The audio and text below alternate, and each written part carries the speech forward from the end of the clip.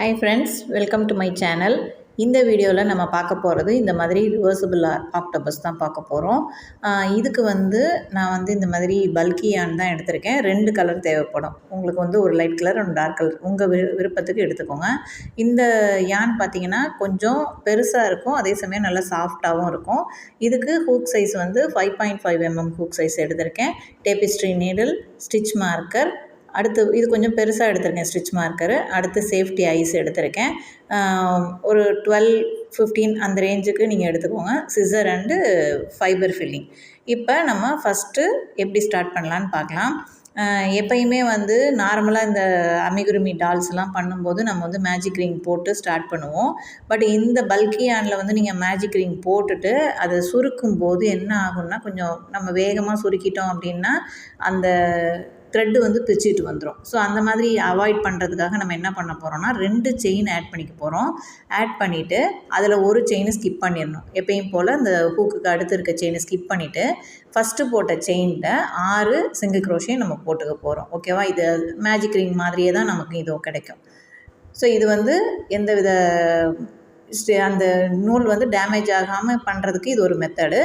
நீங்கள் magic ring போட்டு என்னால் ஈஸியாக சுருக்க முடியுது, நீங்கள் நல்லா ப்ராக்டிஸ் ஆகிட்டிங்கன்னா அதை செய்ய முடியுதுன்னா அதை கூட செஞ்சுக்கலாம். அது ஒன்றும் பிரச்சனையும் இல்லை. ஸோ இதில் இதான் நமக்கு பேஸு. ஃபுல் ஆக்டோபஸ்க்குமே இதான் பேஸு. அதனால் நம்ம என்ன பண்ணணும், இந்த இடத்துல கரெக்டாக ஸ்டிச்சஸ் மார்க் பண்ணி கரெக்டாக எண்ணி போடுங்க. 6 சிங்கிள் க்ரோஷேஸ் நமக்கு கண்டிப்பாக இருக்கணும்.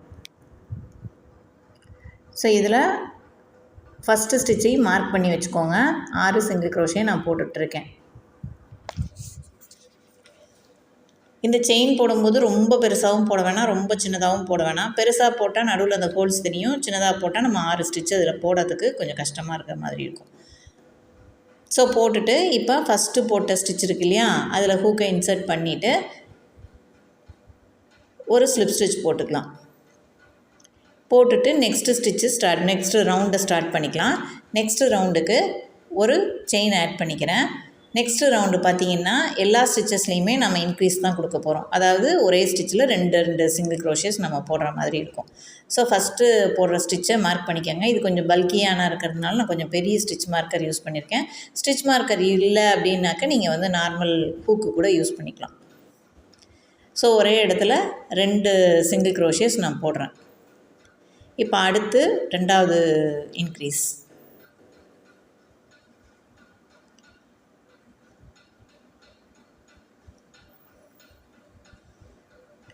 இப்போ 3வது இன்க்ரீஸ் 4, 5, 6. ஸோ இந்த ரவுண்டோட எண்டில் பார்த்திங்கன்னா நமக்கு 12 சிங்கிள் க்ரோஷேஸ் கிடைக்கும். ரவுண்டை முடிச்சுட்டு காமிக்கிறேன். இப்போ இந்த ரவுண்டை கம்ப்ளீட் பண்ணிட்டேன். கவுண்ட் பண்ணி பாருங்கள். 2, 3, 4, 5, 6, 7, 8, 9, 10, 11, 12. ஸோ ஒவ்வொரு ரவுண்டு கம்ப்ளீட் பண்ணும்போதும் நீங்கள் ஸ்டிச்சஸ் கவுண்ட் பண்ணிக்கோங்க. மேலே தெரிகிற அந்த ஸ்டிச்சை கவுண்ட் பண்ணி, அதாவது விவியாக இருக்குது இல்லையா, அந்த செயினை கவுண்ட் பண்ணிங்கனாலே உங்களுக்கு தெரியும். ஏன்னா பல்கி யான் வெல்வெட் யான்லாம் கொஞ்சம் கவுண்டிங் கஷ்டமாக இருக்கும். ஒவ்வொரு ரவுண்டும் கம்பல்சரியாக நீங்கள் கவுண்ட் பண்ணிவிட்டு போடுங்க. இப்போ ரோ 3 நம்ம போட போகிறோம். ரோ 3 பார்த்திங்கன்னா ஒரு சிங்கிள் க்ரோஷே அண்ட் ஒரு இன்க்ரீஸ் தான் போட போகிறோம். ஸோ எங்கே நம்ம ஸ்டார்ட் பண்ணமோ அதே இடத்துல, எங்கே ஸ்லிப் ஸ்டிச் போட்டு ஒரு செயின் போட்டிருப்போம் இல்லையா, அதே இடத்துல ஒரு சிங்கிள் க்ரோஷே அண்டு ஒரு இன்க்ரீஸ். இதையே நம்ம 6 தடவை ரிப்பீட் பண்ண போகிறோம். 6 தடவை ரிப்பீட் பண்ணும்போது நமக்கு இந்த ரவுண்டோட எண்டில் நமக்கு 18 சிங்கிள் க்ரோஷேஸ் கிடைக்கும்.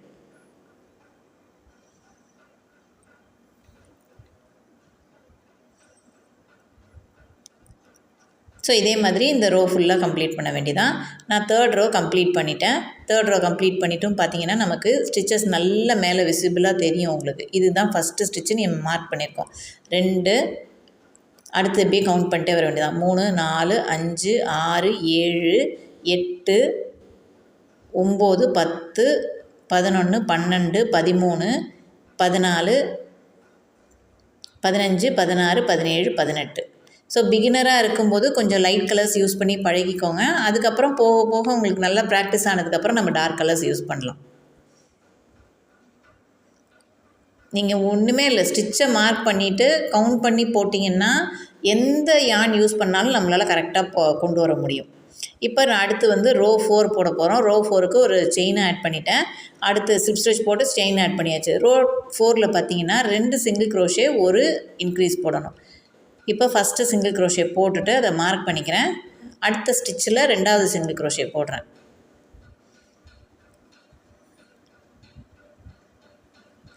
ஸோ 2வது சிங்கிள் க்ரோஷே, அடுத்து இன்க்ரீஸ்.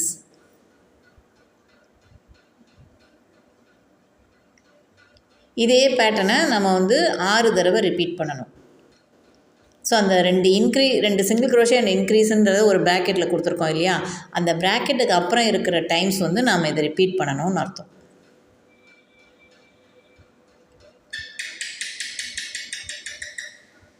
ஸோ இதே மாதிரி 2 சிங்கிள் க்ரோஷே ஒரு இன்க்ரீஸ் போட்டு இந்த ரவுண்டை கம்ப்ளீட் பண்ணிக்கலாம். இந்த ரவுண்டோட எண்ணில் நமக்கு 24 சிங்கிள் க்ரோஷேஸ் கிடைக்கும்.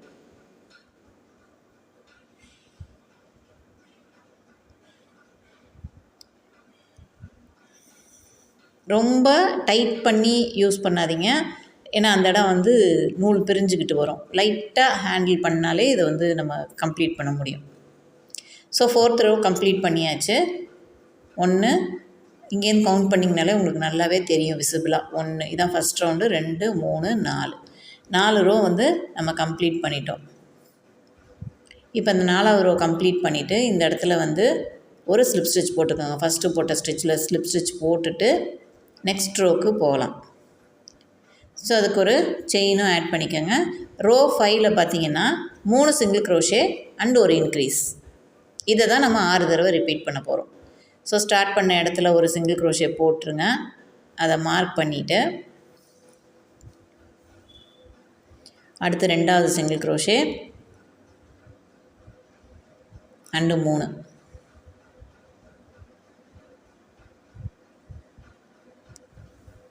இப்போ அடுத்த ஸ்டிச்சில் ஒரு இன்க்ரீஸ்.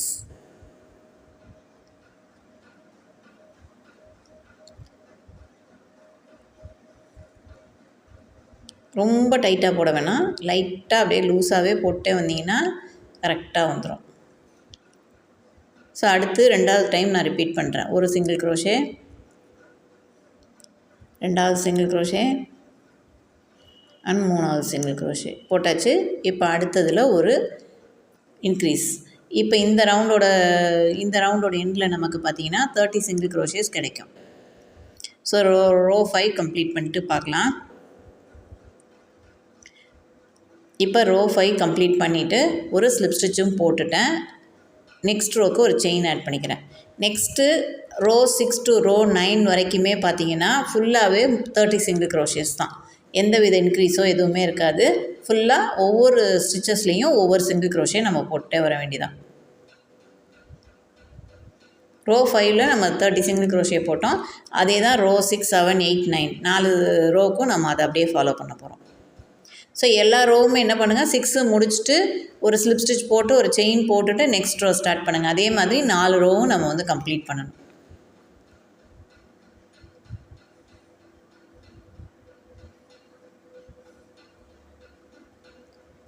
ஃபுல்லாக கம்ப்ளீட் பண்ணிட்டு நான் காமிக்கிறேன்.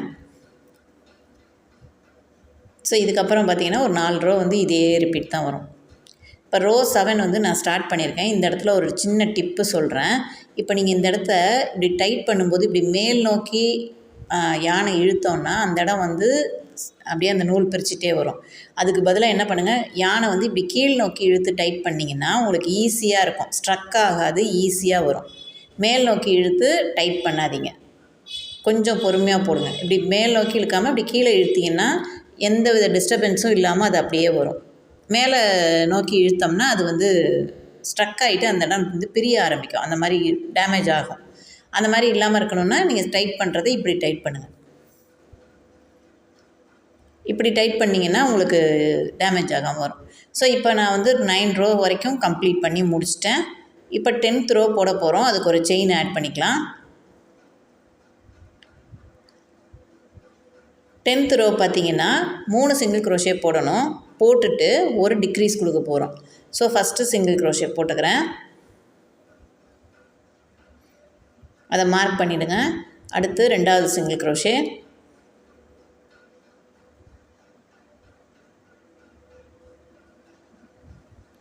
அண்ட் 3வது சிங்கிள் க்ரோஷே போட்டுட்டு அடுத்து ஒரு டிக்ரீஸ் பண்ணணும். டிக்ரீஸ் எப்படிங்கிறது நல்லாவே தெரியும் உங்களுக்கு. 2 ஸ்டிச்சை ஒன்றா சேர்க்கறது. இதை ஒரு சிங்கிள் க்ரோஷே போட்டு கம்ப்ளீட் பண்ணாமல் அடுத்ததையும் எடுத்து 3 லூப்பையும் ஒன்றா எடுக்கணும். ஸோ இதே மாதிரி ஃபுல் ரவுண்டு நம்ம இதே தான் பேட்டர்ன் ரிப்பீட் பண்ண போகிறோம். 6 தடவை ரிப்பீட் பண்ண போகிறோம். இப்போ ஃபஸ்ட் டைம் முடிச்சுட்டு செகண்ட் டைம் ஸ்டார்ட் பண்ணியிருக்கேன். 2வது சிங்கிள் க்ரோஷே போடுறேன். அடுத்து 3வது சிங்கிள் க்ரோஷே போட்டுட்டு ஒரு டிக்ரீஸ் கொடுக்கணும். ஸோ இதே பேட்டர்னை 6 தடவை ரிப்பீட் பண்ண இந்த ரவுண்டோட எண்டில் நமக்கு 24 சிங்கிள் க்ரோஷேஸ் கிடைக்கும் மொத்தமாக.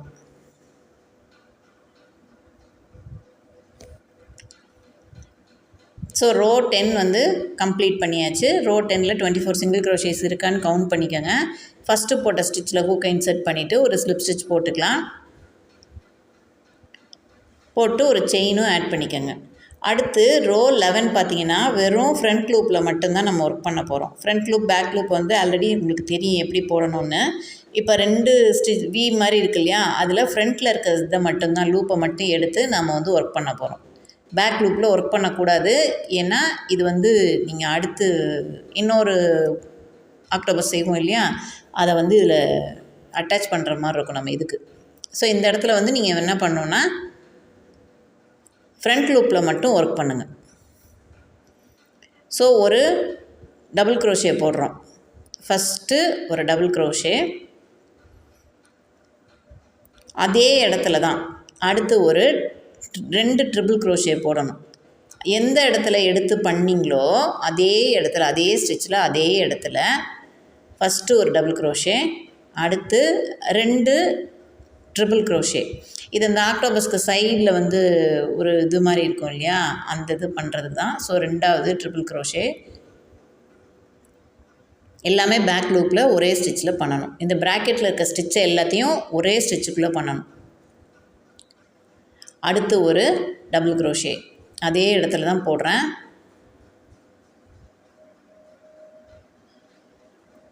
ஒரு டபுள் க்ரோஷே, அடுத்து ஒரு ஹாஃப் டபுள் க்ரோஷே போட்டு இதை கம்ப்ளீட் பண்ணணும்.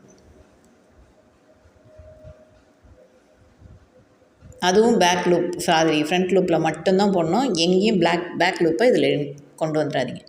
இப்போ இந்த மாதிரி ஒரு எம்போஸ்டாக ஒரு போர்ஷன் வந்துருச்சு. இப்போ நெக்ஸ்ட்டு ஸ்டிச்சில் பேக் லூப் விட்டுட்டு ஃப்ரண்ட் லூப்பில் மட்டும் ஸ்லிப் ஸ்டிச் போடணும். ஓகேவா? இது எல்லாத்தையும் ஒரே ஸ்டிச்சில் போட்டுட்டு நெக்ஸ்ட்டு ஸ்டிச்சில் ஸ்லிப் ஸ்டிச் போட போகிறோம். அதுவும் வந்து ஃப்ரண்ட் லூப்பை மட்டும் எடுத்து ஸ்லிப் ஸ்டிச் போடணும். ஓகேவா? இதே மாதிரி நம்ம 12 டைம்ஸ் செய்கிற மாதிரி இருக்கும். இந்த ஆக்டோபஸ் ஃபுல்லாக மொத்தமாக வந்து 24 இது இருக்கும் நமக்கு. ஒரு இதில் நம்ம ஒர்க் பண்ணுறோம், இன்னொரு இதில் வந்து ஸ்லிப் ஸ்டிச் போடுறோம் இல்லையா, அதனால் 12 இது வரும். ஸோ நீங்கள் வந்து கரெக்டாக பாருங்கள். ஃபஸ்ட்டு ஒரு டபுள் க்ரோஷே, அடுத்து 2 ட்ரிபிள் க்ரோஷே, 2 ட்ரிபிள் க்ரோஷே அதே இடத்துல ஃப்ரண்ட் லூப்பில் மட்டும் ஒர்க் பண்ணணும். கொஞ்சம் கவனமாக பார்த்து பேட்டர்ன் எழுதும்போது கவனமாக எழுதிக்கிட்டிங்கன்னா நீங்கள் நோட்டை திருப்பி பார்த்து ஒர்க் பண்ணும்போது ஈஸியாக இருக்கும். ஸோ இப்படியே 1 by 1 ரோ எழுதிக்கங்க. எழுதிட்டு நீங்கள் ஒர்க் பண்ணும்போது வீடியோ பார்த்துட்டே நோட்டையும் பார்த்து ஒர்க் பண்ணும்போது உங்களுக்கு ஈஸியாக இருக்கும் பண்ணுறது. ஸோ எப்பயுமே வந்து நோட்ஸ் வந்து ஃபஸ்ட்டு எழுதிடுங்க. வீடியோ பார்த்து பாஸ் பண்ணி நோட்ஸை எழுதிடுங்க.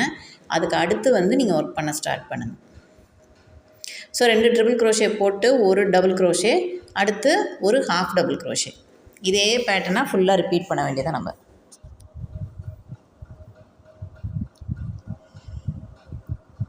இதே மாதிரி ஃபுல்லாக இந்த எண்டு வரைக்கும் கொண்டு வந்து முடிச்சிடுங்க. ஸ்லிப் ஸ்டிச் போடுறதும் ஃப்ரண்ட் லூப்பில் மட்டும்தான் போடணும்.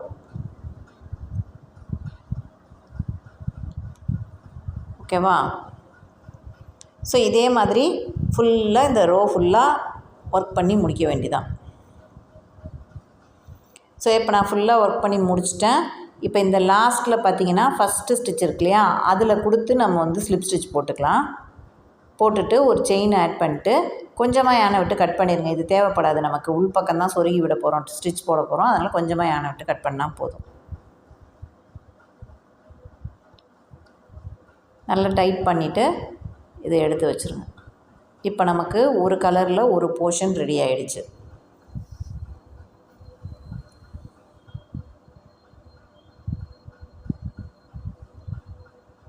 ஸோ இதை வந்து ஸ்டிச்சு தான் பண்ண போகிறோம் அடுத்து. அதனால் அந்த இது லென்த்து வேண்டாம், ரொம்ப டெய்ல் வந்து ரொம்ப லென்த்தாக விட்டு கட் பண்ண வேண்டாம், நார்மலாக விட்டு கட் பண்ணிங்கன்னா போதும். இப்போ இதே மாதிரி இன்னொரு கலர்லேயும் நான் இதே போர்ஷனை ரிப்பீட் பண்ணியிருக்கேன். அதாவது ரோ 1 to ரோ 11 வந்து அதே இதை அப்படியே ரிப்பீட் பண்ணியிருக்கேன்.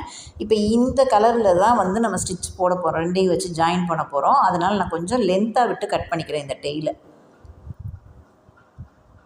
நீங்கள் எனக்கு இதில் தைக்கிறது வராது, ஸ்டிச் பண்ண வராது அப்படின்னு நினச்சிங்கன்னா நார்மல் அக்ரிலிக் yarn இருக்கு இல்லையா, அதில் வந்து ஏதாவது ஒரு கலர் எடுத்துக்கோங்க. இப்போ இதை கூட டெய்லை கம்மியாக விட்டு ஸ்டிச் பண்ணிவிட்டு நாட் போட்டு உள் பக்கமாக இன்சர்ட் பண்ணி விட்டுட்டு நம்ம அடுத்து ஸ்டிச் பண்ண போகிறத வந்து நார்மல் அக்ரிலிக் yarn இருக்கு இல்லையா, அதை ஹூக்கில் வச்சு கூட நம்ம இது பண்ணலாம். இந்த இதை வந்து ரெண்டையும் ஒன்றா ஜாயின் பண்ணுறதுக்கு முன்னாடி நம்ம வந்து ஐஸ் ஃபிக்ஸ் பண்ணிடலாம். ஐஸ் பார்த்திங்கன்னா ரோ 7லேருந்து ரோ 8க்கு நடுவில் ஃபிக்ஸ் பண்ணணும். ஸோ ரோ 7க்கும் ரோ 8க்கும் நடுவில் இந்த இடத்துல ஃபிக்ஸ் பண்ணிக்கோங்க. ஃபிக்ஸ் பண்ணிவிட்டு அதுலேருந்து ஒரு 7 ஸ்டிச்சு தாண்டி அடுத்த ஐஸ் ஃபிக்ஸ் பண்ணணும் நம்ம. ஸோ இங்கேருந்து கவுண்ட் பண்ணிக்கோங்க, இங்கேருந்து ஒரு 7 ஸ்டிச்சு தாண்டி அதுக்கப்புறம் அடுத்த ஐஸையும் நம்ம ஃபிக்ஸ் பண்ணிவிட்டு இது வாஷரும் போட்டு டைட் பண்ணிவிடுங்க.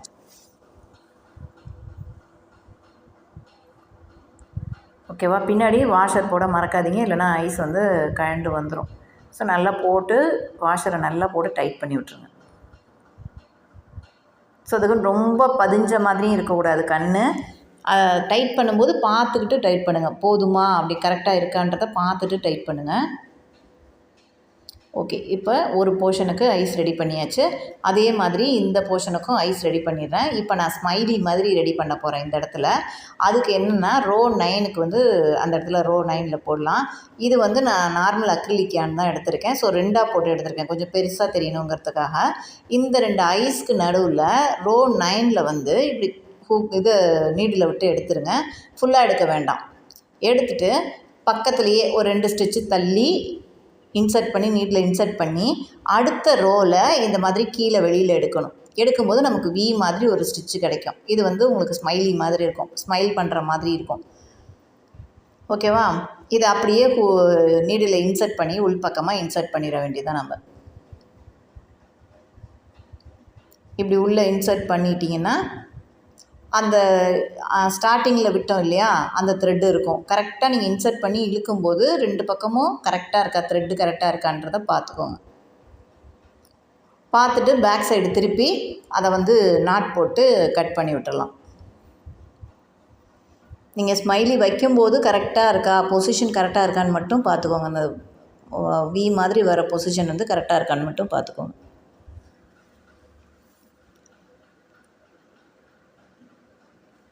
பார்த்துட்டு எக்ஸஸாக இருக்க யானை வந்து நாட் போட்டு கட் பண்ணி விட்டுருங்க.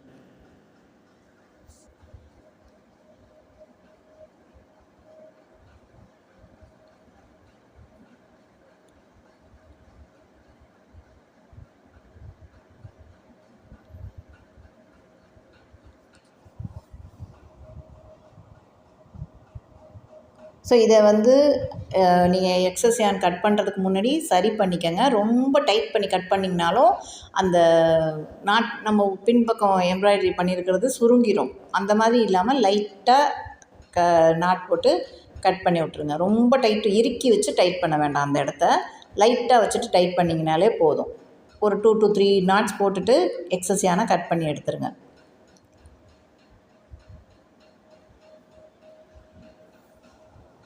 ஸோ இதே மாதிரி அந்த போர்ஷனுக்கும் நம்ம ஸ்மைலி ரெடி பண்ணிக்கலாம்.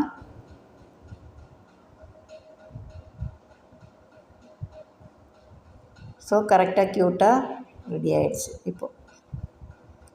இப்போ இதே மாதிரி பிங்க் கலருக்கும் நான் பண்ணுறேன். இப்போ நீங்கள் ஒன்று வந்து ஸ்மைல் ஃபேஸாகவும் இன்னொன்று வந்து ஹாப்பி ஃபேஸாகவும் இன்னொன்று வந்து சேடாகவும் கூட க்ரியேட் பண்ணலாம். இப்போ அதில் வந்து ஹாப்பி ஃபேஸ் மாதிரி கொடுத்துட்டோம் இல்லையா. இப்போ இதுக்கு சேடாக கொடுக்கணும்னு நினச்சிங்கன்னா அப்படியே உல்ட்டாவாக கீழே போட்டோம் இல்லையா வி ஸ்டிச்சு, அதை வந்து மேல் பக்கமாக கொடுத்து எடுக்கணும். வேறு ஒன்றும் இல்லை, இப்படி கொடுத்து எடுத்திங்கன்னா கொஞ்சம் சோகமாக இருக்க மாதிரி இருக்கும். ஸோ அப்படி வேணாலும் பண்ணிக்கலாம். அவங்களுக்கு இது ஒன்று அது ஒன்றா மாற்றி பண்ணுறதுனாலும் பண்ணிக்கலாம். நான் 2மே ஸ்மைலியாக தான் பண்ண போகிறேன். ஓகேவா? 2யுமே ஸ்மைலியாக ஹாப்பி ஃபேஸாக தான் கொடுக்க போகிறேன். நீங்கள் உங்களுக்கு வேணும்னா அப்படி மாற்றி கூட அப்படி கொடுத்துக்கலாம். ஸோ இதையும் அதே மாதிரி ஸ்டிச்சை கரெக்ட் பண்ணிக்கோங்க. கரெக்ட் பண்ணிட்டு பேக் சைடு திருப்பி நாட் போட்டுட்டு எக்ஸஸ் யானை கட் பண்ணி எடுத்துருங்க.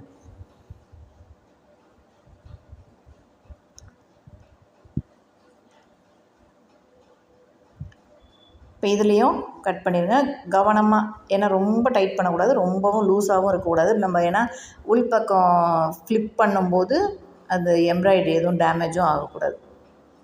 அதுக்கு தகுந்த மாதிரி பார்த்து கரெக்டாக பண்ணணும். ஏன்னா நம்ம ஒன்று வந்து உள்பக்கம் இருக்கும், ஒன்று வெளிப்பக்கம் இருக்கிற மாதிரி தான் பண்ண போகிறோம், ரிவர்சபிளில் கொடுக்க போகிறோம். ஸோ அதனால் இது உள்பக்கம் போகும்போது எதுவும் டேமேஜ் ஆகிடாமல் பார்த்துக்கணும் நம்ம. இப்போ ரெண்டுக்குமே வந்து இந்த மாதிரி ஸ்மைலி கொடுத்தாச்சு. இப்போ இது ரெண்டையும் சேர்த்து வச்சு நம்ம ஒன்றா தைக்க போகிறோம், அவ்வளோதான். ஸோ எங்கே ஸ்டார்ட் பண்ணோம் இருக்கு இல்லையா, ஃபஸ்ட்டு ஸ்டார்டிங் இங்கே இருக்கு இல்லையா, அது ரெண்டையும் ஒன்றா வச்சுக்கோங்க.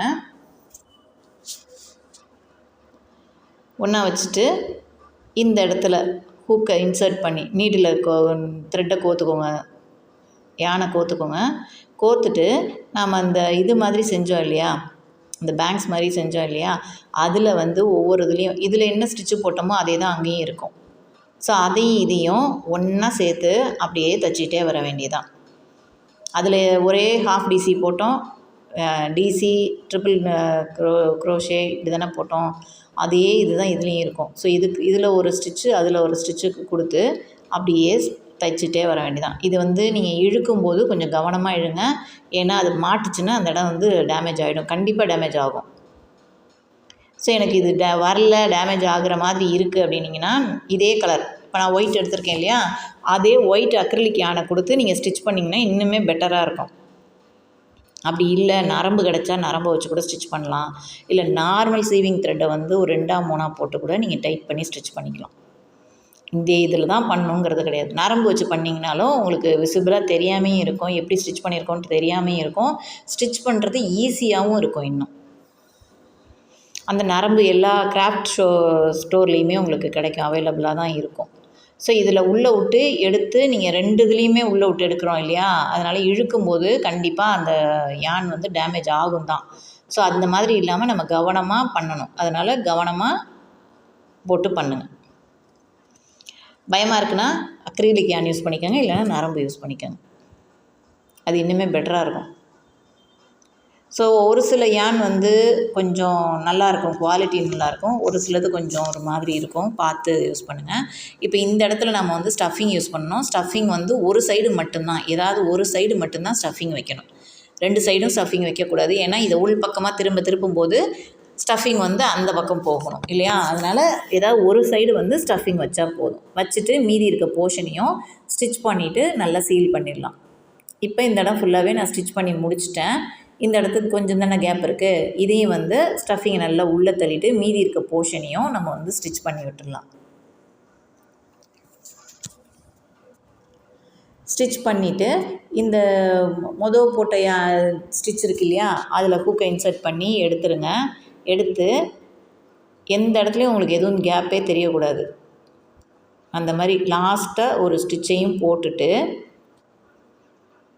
ஒரு நாட் போட்ட மாதிரி ஒரு ஸ்டிச்சு போட்டு விட்ருங்க. இந்த இடத்துல போட்டு நல்லா டைட் பண்ணி விட்டுருங்க, ஏன்னா நம்ம ஃப்ளிப் ஓவர் பண்ணும்போது எதுவும் டேமேஜ் ஆகி வந்துடக்கூடாது, அதுக்கு தான். இப்போ இதை வந்து என்ன பண்ண போகிறோன்னா உள் பக்கமாக குத்தி இந்த பக்கம் வெளியில் எடுத்துட வேண்டியதான் நம்ம. அதே மாதிரி இந்த பிங்க்கில் கொஞ்சம் விட்டுருந்தோம் இல்லையா, அதையும் அதே இடத்துல கொடுத்து எந்த இடத்துல ஒயிட்டை வெளியில் எடுத்துருக்கோமோ அதே இடத்துல 2ஐயும் வெளியில் எடுத்துடலாம். எடுத்துகிட்டு 2ஐயும் நல்லா நாட் போட்டுட்டு அதையும் உள் பக்கமே சொருகி விட்டுருங்க. வெளியில் இது பண்ண தெரியாது, கட் பண்ண வேண்டாம், அப்படியே கட் பண்ணி எடுக்கிறதுனால எடுக்கலாம், இல்லை இப்படி நீங்கள் நேரில் உள் பக்கமாக விட்டு சொருகி விட்டிங்கனாலும் அது உள்ளே போயிடும். ஸோ கட் பண்ணுறத விட பெட்டர் இது நீங்கள் உள் பக்கமாக இன்சர்ட் பண்ணி விட்டுறது. ஸோ இப்போ நம்மளோட ரிவர்சிபிள் ஆக்டோபஸ் ரெடி ஆகிடுச்சு. ஒரு பக்கம் ஒயிட் இருக்குது, ஒரு பக்கம் பிங்க் இருக்குது. இப்போ இந்த பிங்க்கை வந்து உள் பக்கமாக நீங்கள் ஃப்ளிப் பண்ணி விட்டிங்கன்னா நமக்கு பிங்க்கு மட்டும் கிடைக்கும். ஸோ இப்படியும் யூஸ் பண்ணிக்கலாம், அந்த கலர்லேயும் யூஸ் பண்ணிக்கலாம். இது ஒரு பெஸ்ட்டு கிஃப்ட் ஐடியான்னு சொல்லுவேன். செஞ்சு பார்த்துட்டு சொல்லுங்கள் எப்படி இருக்குன்னு, உங்களோட கமெண்ட்ஸ் சொல்லுங்கள், எப்படி இருக்குன்றதை கமெண்ட் செக்ஷனில் சொல்லுங்கள். ஸோ இந்த கலர் வேணான்னா அந்த கலர் எப்படி வேணாலும் நம்ம வந்து யூஸ் பண்ணிக்கலாம். இப்போ குழந்தைங்களுக்கு கொடுக்குறப்போ நான் வந்து சேஃப்டி ஐஸ் யூஸ் பண்ண வேணாம்னு நினச்சிங்கன்னா நம்ம எம்ப்ராய்டரி போடுவோம் இல்லையா, சேஃப்டி ஐஸ் எப்படி போடுறதுன்னு உங்களுக்கு தெரியும். அதே மாதிரி நம்ம போட்டுக்கலாம். அதுக்கான வீடியோ வந்து நம்ம சேனலில் இருக்குது. லிங்க் வேணாலும் டிஸ்கிரிப்ஷனில் கொடுக்குறேன். ஸோ இப்போ பிங்கை உள் பக்கம் கொண்டு போயிட்டு ஒயிட்டை வந்து வெளியில் கொண்டு வந்துடுச்சு. ஸோ நம்மளோட ரிவர்சிபிள் ஆக்டோபஸ் ரெடி. நீங்கள் ஸ்டஃபிங் வைக்கும்போது ரொம்ப அதிகமாக வைக்க வேண்டாம், கொஞ்சமாக வச்சா போதும். ரொம்ப அழுத்தி நிறைய வச்சிங்கன்னா நம்ம ஃப்ளிப் பண்ண முடியாது. ஸோ கொஞ்சமாக வச்சா போதும் ஸ்டஃபிங் வைக்கிறது. ஓகேவா? இந்த வீடியோ இதோட முடியுது. நெக்ஸ்ட் வீடியோவில் பார்க்கலாம். நம்ம சேனலை இப்போ தான் ஃபஸ்ட் டைம் பார்க்குறீங்க அப்படின்னா சேனலை சப்ஸ்கிரைப் பண்ணிவிட்டு பக்கத்தில் இருக்க பெல் ஐக்கானையும் கிளிக் பண்ணி ஆல்னு நோட்டிஃபிகேஷன் கொடுத்து வச்சுக்கோங்க. அப்போ தான் அப்கமிங் வீடியோஸ் எல்லாமே உங்களுக்கு நோட்டிஃபிகேஷனில் வர ஆரம்பிக்கும். நம்ம சேனலில் க்ரோஷே கிளாஸஸ் போயிட்டுருக்கு. கிளாஸஸ் ஜாயின் பண்ணோன்னாலும் வாட்ஸ்அப் பண்ணுங்கள். நான் வந்து வாட்ஸ்அப் நம்பர் வந்து டிஸ்கிரிப்ஷனில் கொடுக்குறேன். நெக்ஸ்ட் வீடியோவில் நெக்ஸ்ட் ஒரு ப்ராஜெக்டில் பார்க்கலாம். தேங்க்ஸ் ஃபார் வாட்சிங்.